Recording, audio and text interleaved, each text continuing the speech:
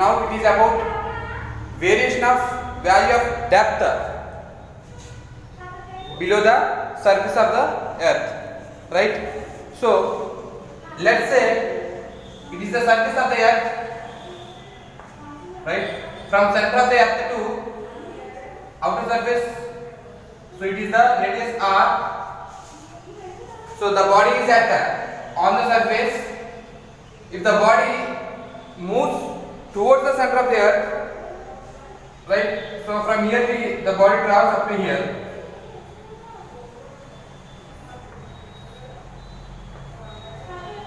So it is the height, depth it travels. So from here to here it is the radius, and from here to here the distance it is height h. So from here to here it is r minus h, right? So here up to here it is r, up to here it is r minus h. So let h is the depth traveled by the body, right? So right here depth traveled by the body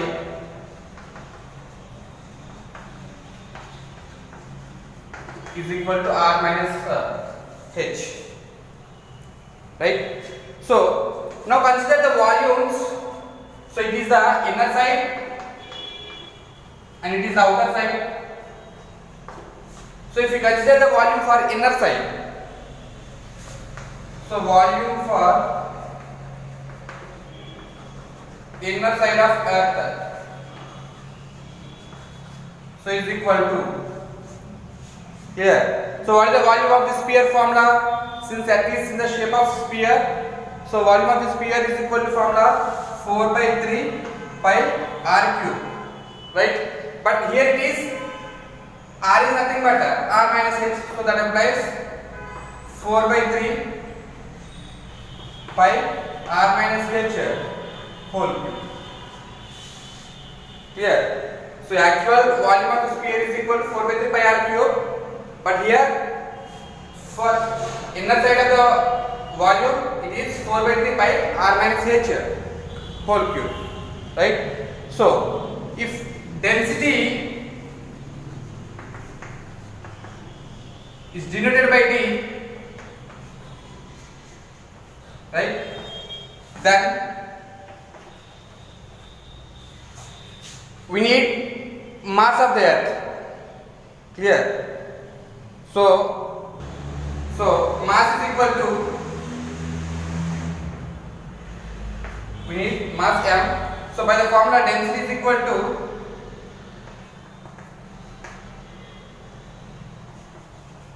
mass by volume. That implies we need mass. So mass is equal to density into volume.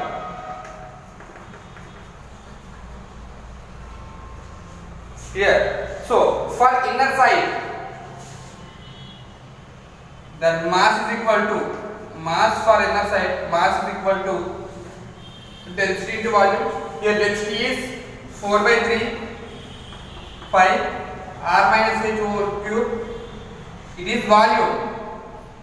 Sorry, okay. It is volume and density is d into d. So it is mass of earth for inner side. So mass is equal to 4 by 3 pi r minus h whole cube into density. So and according to law of gravitation, clear? The force applied, F is equal to G m by r square. So it is the actual formula for force applied, that on the that is due to, according to the law of gravitation. So that applies, F is nothing but mg. Here G is nothing but gd, because the body is going towards the depth. F is equal to mgd. So we are considering this part only. So that applies, mgd is equal to g into, what is the mass? So m is equal to 4 by 3 4 by 3 pi r minus h whole cube into density by r square. R square is nothing but r minus h whole square. So r minus h whole square. Clear? This square times, and from here 2 times gets cancelled, remaining 1. So that is it. So here we write only for m capital M 4 by 3 pi r minus h whole cube into d. It is for capital M. Then again here there is small m. So into small m. And here small m and small m gets cancelled. So remaining values are, that is equal to, that means GD is equal to G into 4 by 3 pi r minus h into d. So that implies, so remaining values GD is equal to capital G into 4 by 3 pi r minus h into d. So mark it as equation 1. Clear?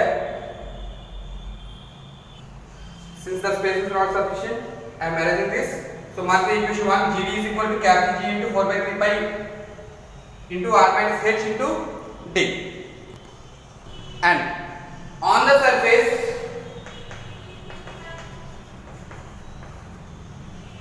the force of attraction, I mean the law of gravitation or acceleration due to gravity, G is equal to capital G into m by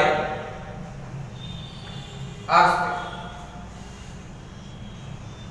Here, so we already know that where m is the mass, so we can write that mass is equal to density into volume.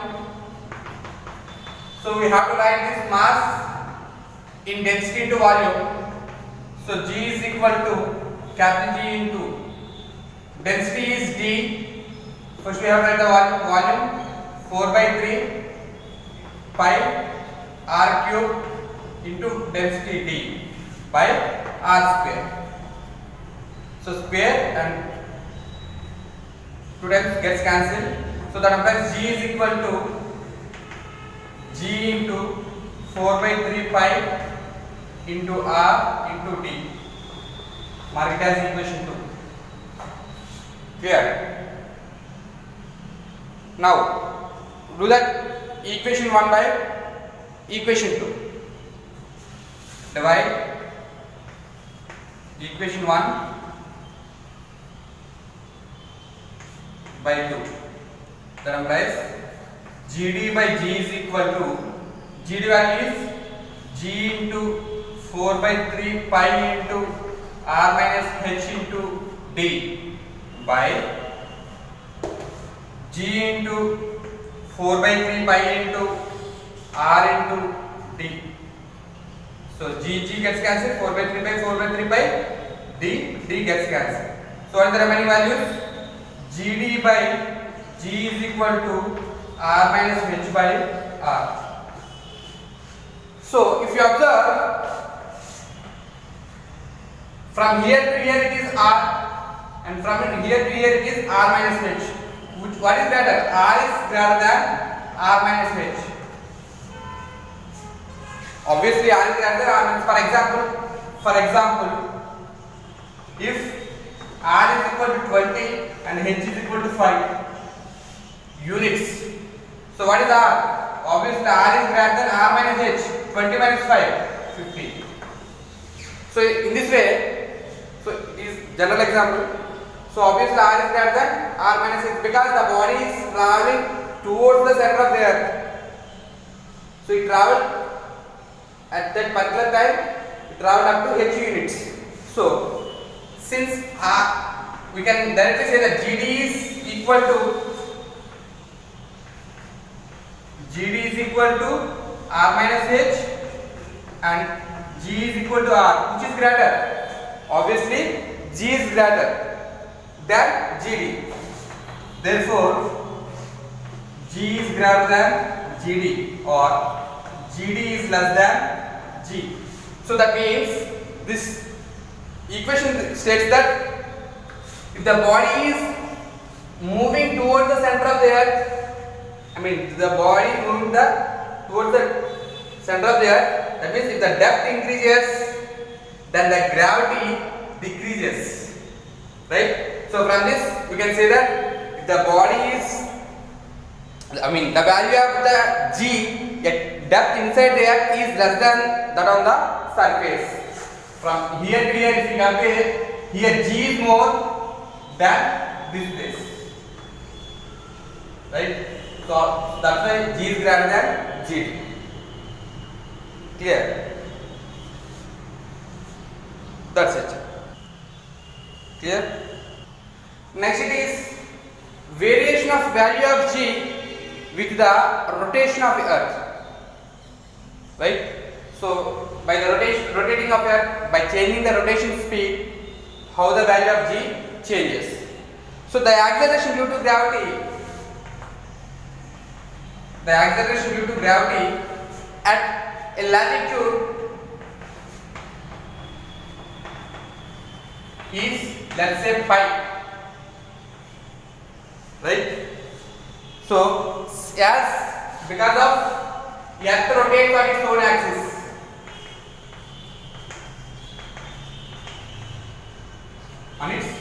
own axis, so as the earth rotates on its own axis, the velocity, the angular velocity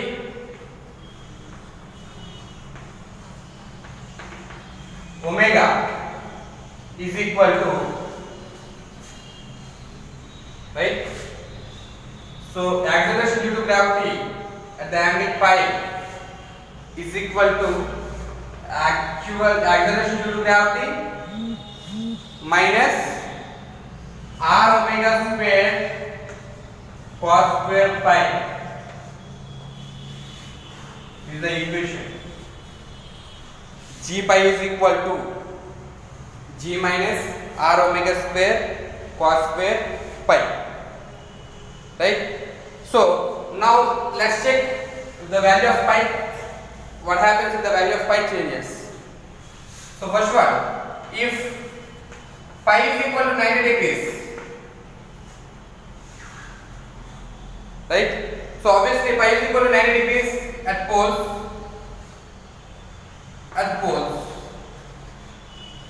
So cos pi, therefore cos pi, that means cos 90 is equal to 0. So cos 90 is 0. So 0 into r omega square, so completely 0. So g pi is equal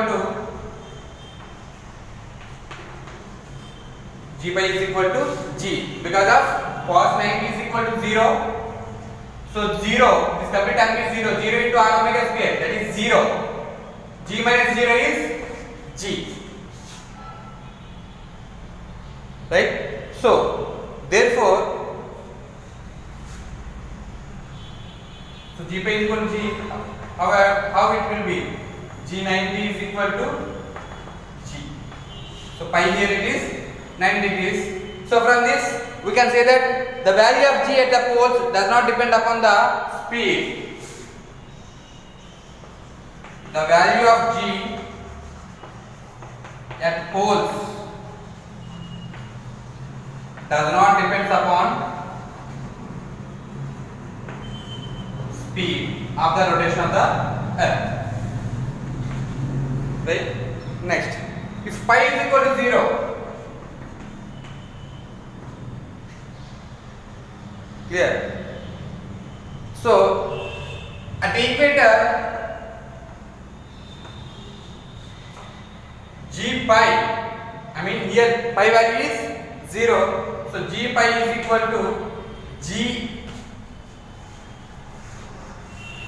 minus r omega square because of since cos pi, cos 0 is equal to 1, 0, pi is nothing but 0, cos 0 value is 1. Instead of pi we can write 1, 0, cos 0 is equal to 1, 1 into r omega square is r omega square. So g minus r omega square. Right? So the value of acceleration due to gravity reduces by, so from this we can say that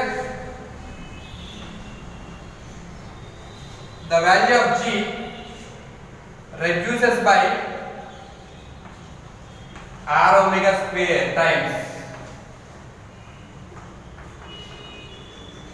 where r is nothing but radius of the earth and omega is nothing but angular velocity. Right? So at poles the speed does not act on the acceleration due to gravity. So that means except at poles g pi, that means the acceleration due to gravity according to the angle decreases with increasing speed of rotation.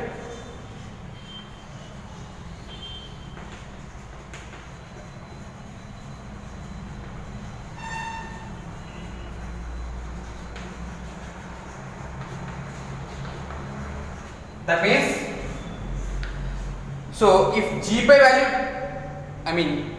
if increasing the speed of rotation of earth, then g pi value decreases at the equator, right?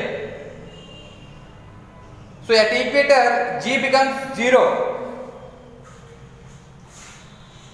and at the equator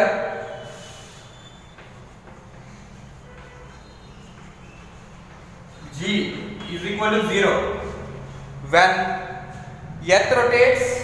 If earth rotates 17 times faster than present speed. So if earth is rotating 17 times faster than the present speed, then g at the equator is 0. And if completely earth stops rotating,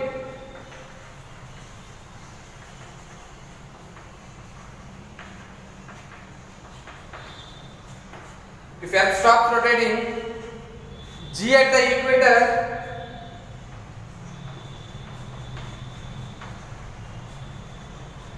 increases by r omega square times.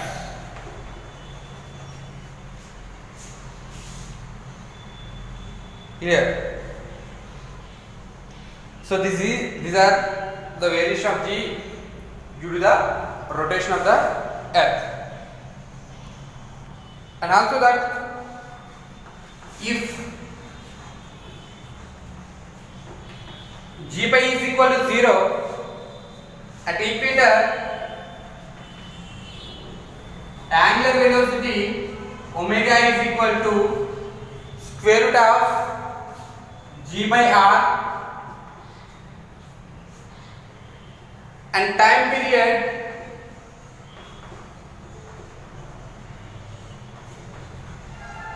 rotation of earth, and time for rotation of earth p is equal to 2 pi into square root of r by c.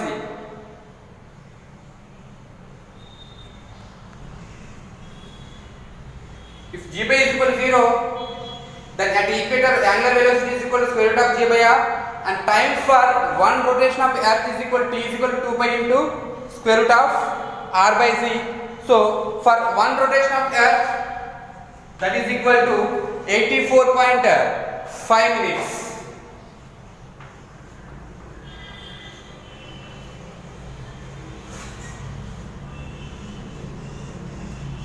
That's it. The differences between acceleration due to gravity and gravitational constant, small g and capital G. So acceleration due to gravity is the It is the acceleration acquired by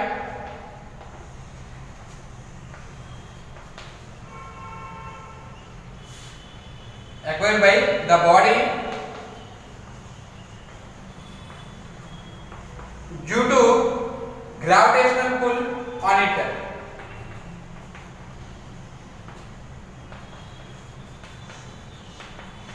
So it is due to the gravitational force of the earth on the body, and it is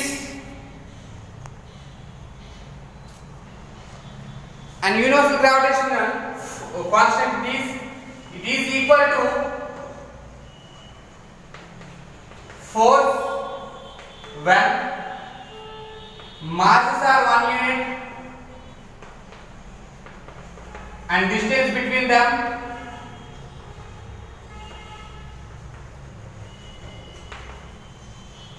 is also 1 unit.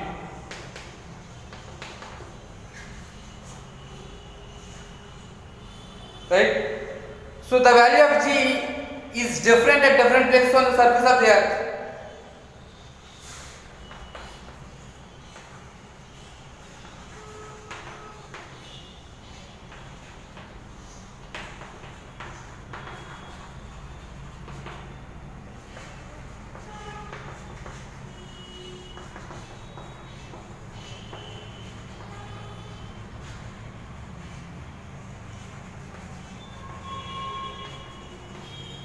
But whereas the value of G is constant,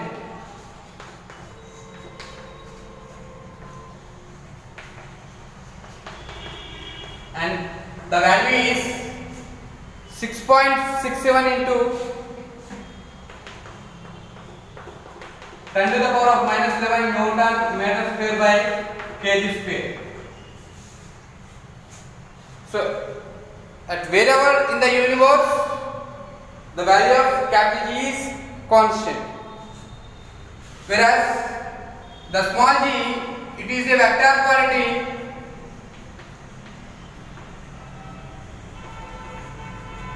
whereas capital G is a scalar quantity.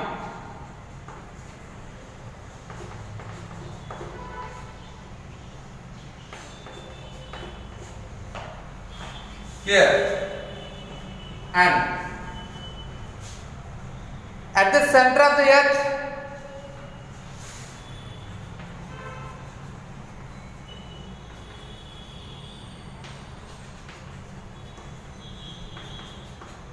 G is equal to 0. Right? I already previously said that it is not 0 at anywhere, and it is constant. So these are the major differences between acceleration due to gravity small g and universal gravitational constant capital G. Now the differences between mass and weight. So there is a lot of difference between mass and weight. Mass and weight both are not equal. Mass is different from weight. So mass can be defined as the quantity of matter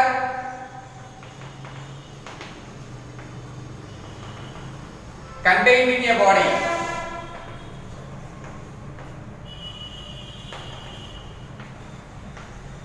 how much matter the body contains, that is nothing but mass, whereas the weight is the force of attraction, that means the force with which the body is pulled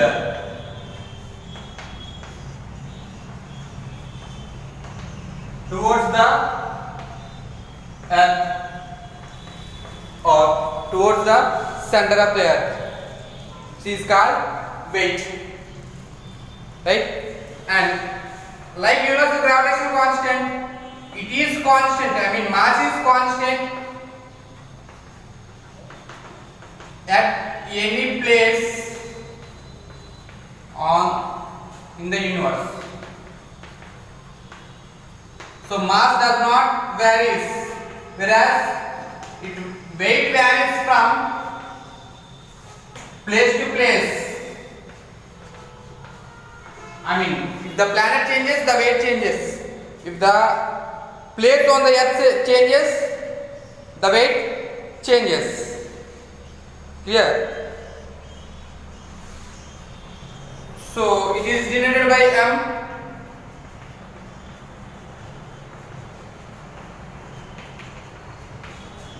Whereas it is denoted by W. So W is equal to formula mg, mass into acceleration due to gravity.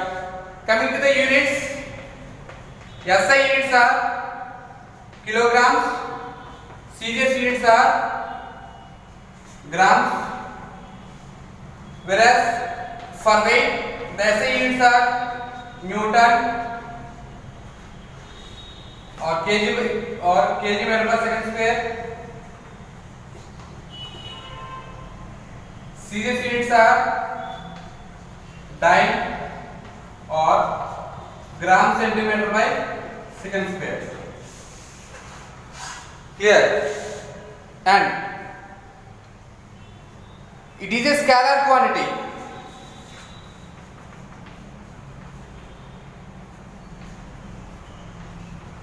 Mass is a scalar quantity, whereas weight is a vector quantity.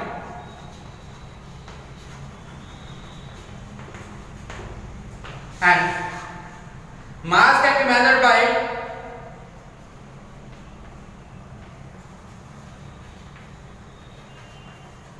using common balance,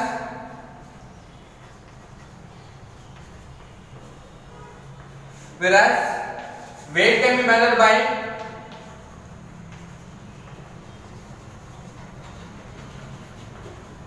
using spring balance.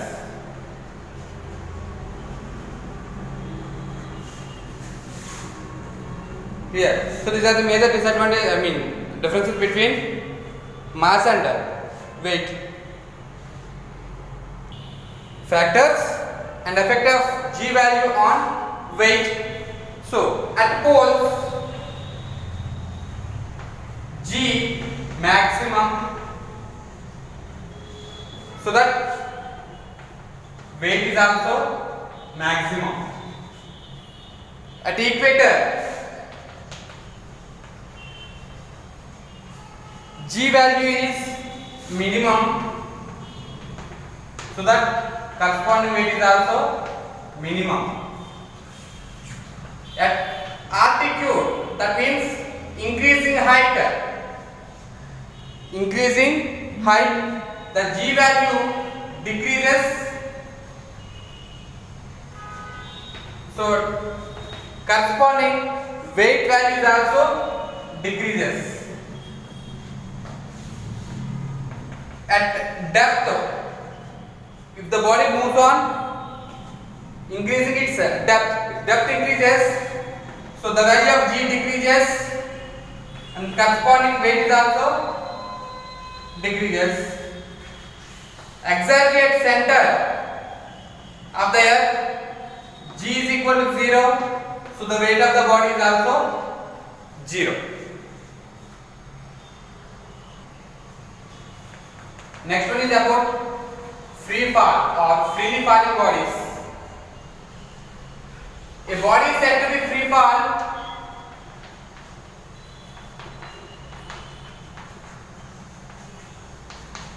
when we can say that a body is falling freely. So that means when its motion is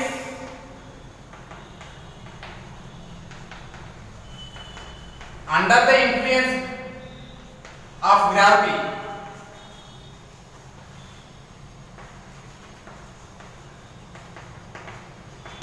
Gravity of earth.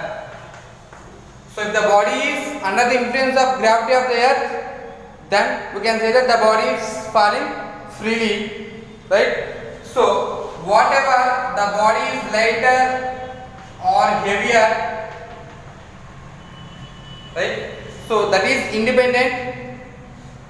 The falling towards the earth, the body falls towards the earth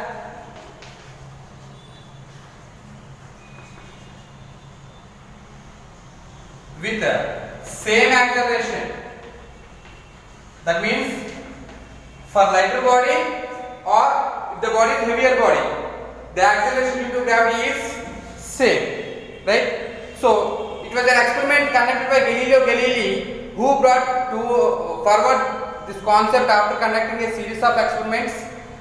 So for that he done an experiment. He took an iron ball and a wooden ball of same size and dropped those two balls from the top of the building simultaneously, right? So from the same height. So he observed that by neglecting the air resistance, here important factor is air resistance. If we consider that the air resistance is 0, right? If you are not considering the air resistance, the wooden ball and iron ball reaches the surface of the earth at the same time. So this is possible only when if we are neglecting the air resistance. Clear? That's it.